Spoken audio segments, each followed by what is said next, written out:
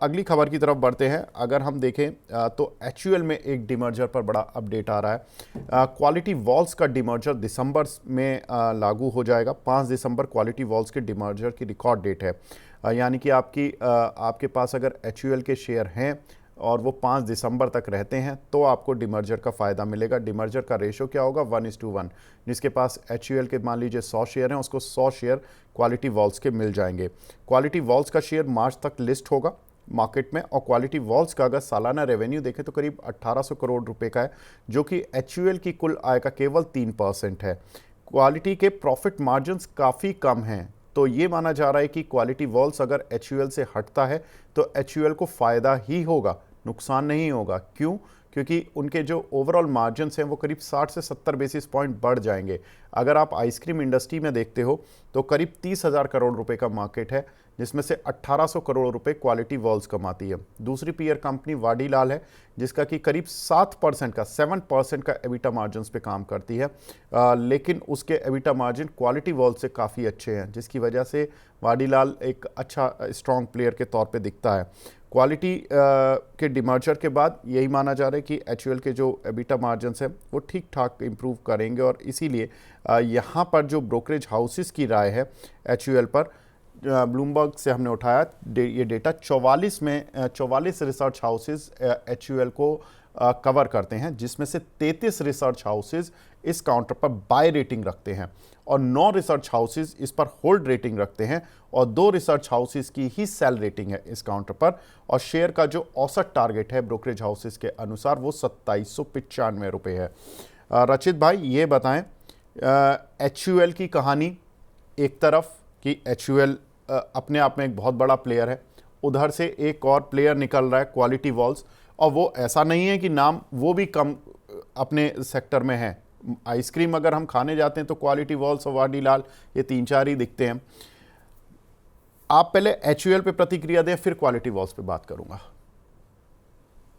देखिए, एचयूएल में मैं समझता हूँ वेग सर डेफिनेटली एक अच्छा स्टेप है। और एचयूएल इस स्टेप से भी आपको मूवमेंट करता हुआ दिख सकता है, एक वैल्यू अनलॉकिंग होगी। और मैं समझ रहा हूँ आने वाले कुछ टाइम में धीरे धीरे आपको और भी इसके प्रोडक्ट्स हैं जो शायद मार्केट में एक अलग वर्टिकल लिस्टिंग में आ जाए। क्योंकि जब कोई कंपनी इतनी बड़ी हो जाती है तो बहुत लेजिट केस बन जाता है कि आप धीरे धीरे करके अपने बिजनेसेस को सेग्रीगेट करें, बिजनेस अगर अपना एक साइज ले लेते हैं तो। और उसके अलावा सर एचयूएल में जैसा कि आप बता रहे हैं कि ब्रोकरेज हाउसेज ने भी एक बुलिश अपना स्टैंड ही रखा है। और मैं भी उस स्टैंड के साथ जाना चाहूंगा। क्वालिटी वॉल्स का ट्रिगर है ही। इसके साथ साथ आप देखें कि जो अब हम सिचुएशन देख रहे हैं, एक हम ओवरऑल कंजम्पशन बूस्ट जो देख रहे हैं, उसमें एफएमसीजी आपको definitely in medium to long term एक अच्छा ट्रेजेक्टरी चेंज होता हुआ दिखेगा। और हम पहले भी डिस्कस कर चुके हैं कि ये नहीं कि we'll be consuming more, but yes we'll be switching towards good quality products.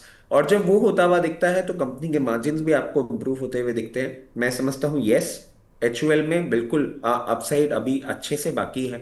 बहुत नियर टर्म की अगर हम बात करें, और नियर टर्म से मेरा कहने का मतलब है कि anywhere in December, anywhere in November and early दिसंबर हम बहुत कंफर्टेबली इसको 2624 रुपए तक का मूवमेंट करते हुए देख सकते हैं। और अगर मीडियम टर्म की बात करें, अगर हम इसको 2 से 3 क्वार्टर तक का टाइम दे सकते हैं तो बहुत कंफर्टेबली आपको 2760 से 2800 के लेवल्स भी ये दिखाने का दमखम रखता है। अच्छा रचित भाई, अब जैसे क्वालिटी वॉल्स की बात करता हूँ मैं, 1800 करोड़ रुपए का रेवेन्यू, मार्जिन्स थोड़े कम हैं, प्रॉफिटेबिलिटी बहुत श्रिंक्ड है। अब जब मैनेजमेंट के ऊपर गाज गिरेगी, जब वो शेयर होल्डर्स को फेस करेंगे, अभी तक तो एचयूएल की कॉन कॉल में उनकी भी कॉन कॉल सम्मिलित हो जाती थी, उनको बैठने की भी शायद ज़रूरत नहीं पड़ती हो।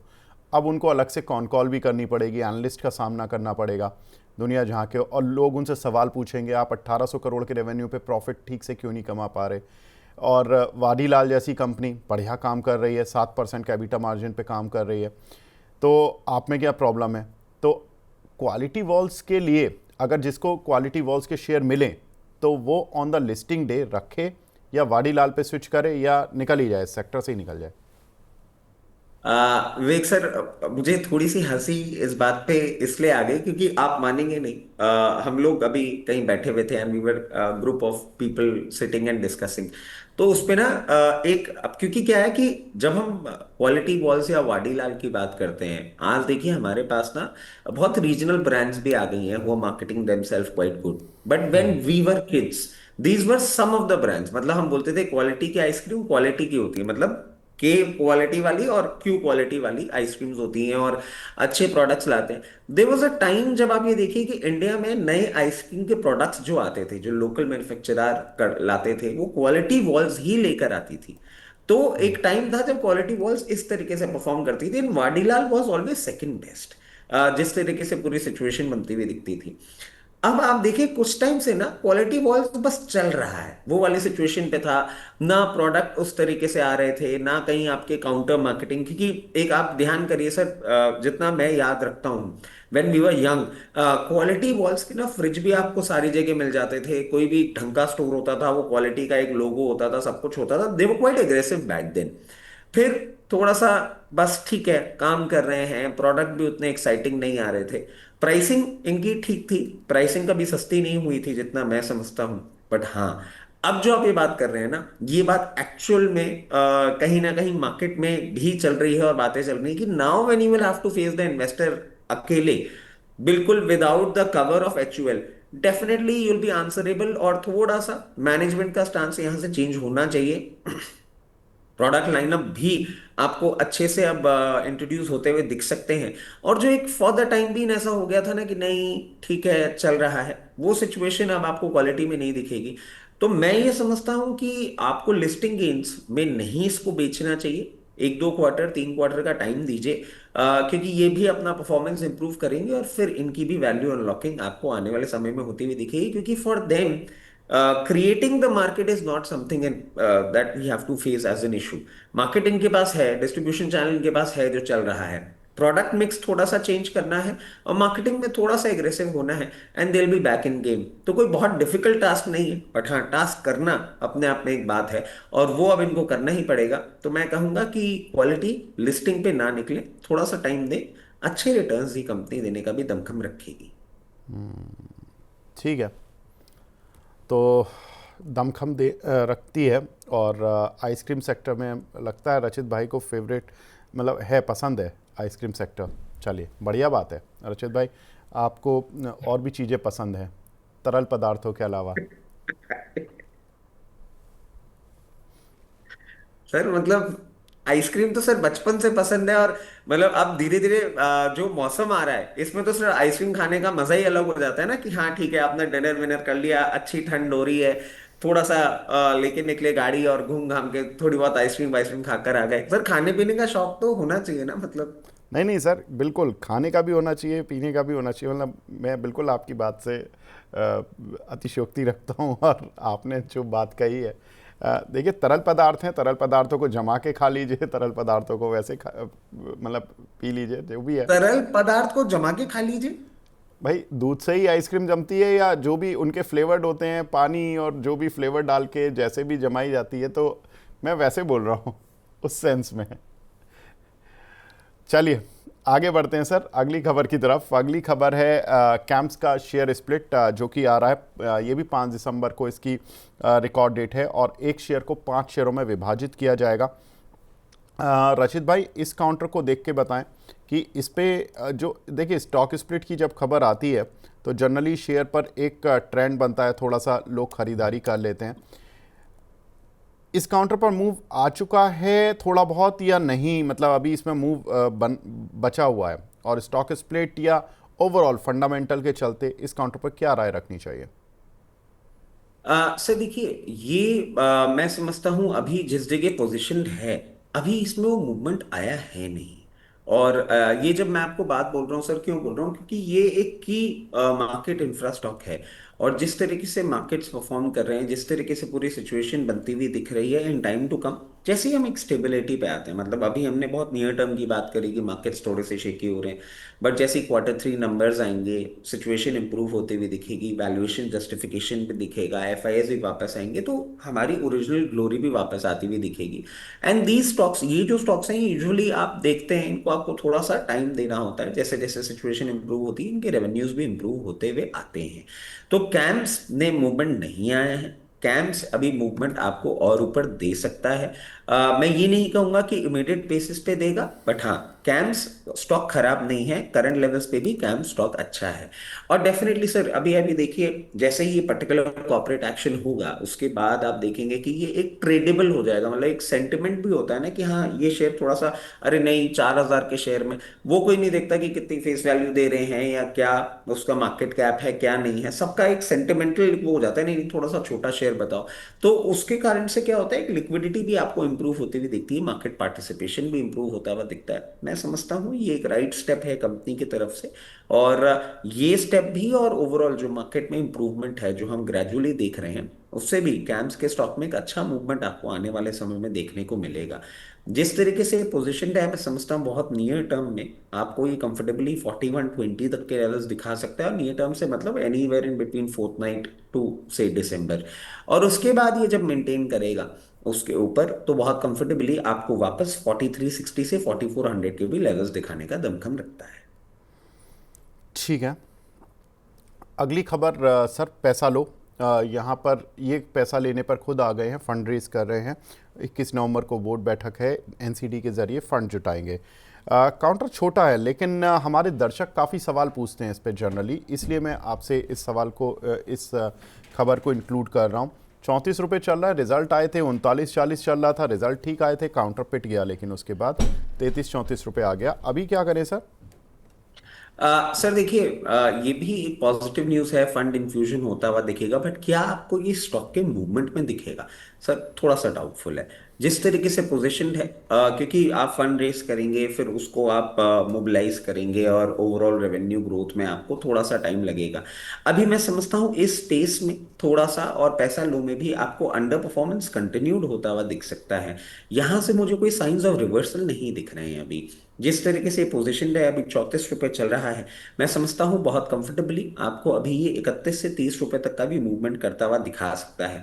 और क्या वहां पे आपको पोजीशन लेनी चाहिए? मैं कहूंगा अभी नहीं, मार्केट्स थोड़े से स्टेबल हो जाएं और ये भी अपने रेवेन्यू फिगर्स इंप्रूव करता हुआ दिखे और सारी सिचुएशन होती हुई दिखे, उसके बाद आप पोजीशन लेंगे तो बेटर रहेगा। अभी फॉर द टाइम भी इससे दूरी बना के रखेंगे।